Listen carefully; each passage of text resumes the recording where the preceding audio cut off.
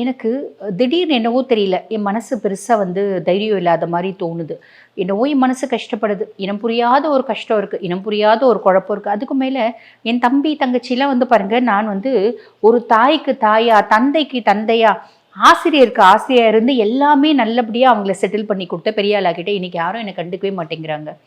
நான் காசு பணம் உங்ககிட்ட கேட்க போறதில்ல. நான் வசதியா தான் இருக்கேன். ஏன்னா நான் படிச்சிருக்கேன். எனக்கு புத்திசாலித்தனம் இருக்கு. எப்பனாலும் என்னோட புத்திசாலித்தனத்த என்னால காசா மாத்த முடியும். ஆனா பெருசா அவங்க எனக்கு ரெஸ்பெக்ட் குடுக்க மாட்டேங்கிறாங்க. என்னன்னு கூட கேட்க மாட்டேங்கிறாங்க. "என்னக்கா நல்லா இருக்கியா? என்னண்ணா நல்லா இருக்கேன்னு" ஒத்த வார்த்தை கேட்டா கூட நான் சந்தோஷப்படுவேனே.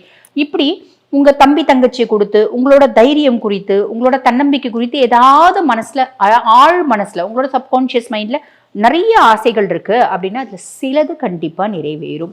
இது ஒரு எக்ஸ்ட்ரார்டினரி பிளஸ் அப்படின்னு சொல்லலாம். ஆக இந்த அர்த்தாஷ்டம சனி தனுசு ராசி அன்பர்கள் உங்களுக்கு வக்ரகதி அடைஞ்சிருக்கிறது நல்லதா கெட்டதா? இந்த 137 நாட்களும் 4.5 மாசமும் சூப்பர் அப்படின்னு தான் சொல்லணும். சரிங்க, என்ன இருக்கு அப்படின்னாலும் நீங்க வழிபாடு அப்படின்னு ஏதாவது ஒண்ணு சொல்ல தானே செய்வீங்க. பரிகாரம் அப்படின்னு ஏதாவது ஒண்ணு சொல்ல தானே செய்வீங்க. அந்த விதத்துல நாங்க என்னங்க பரிகாரம் பண்ணணும் அப்படின்னா, இதுவும் நான் ஃப்ரீக்வெண்டா சொல்றது தாங்க. தனுசு அப்படின்னாலே சிவதனுசு அப்படின்னு அர்த்தங்க.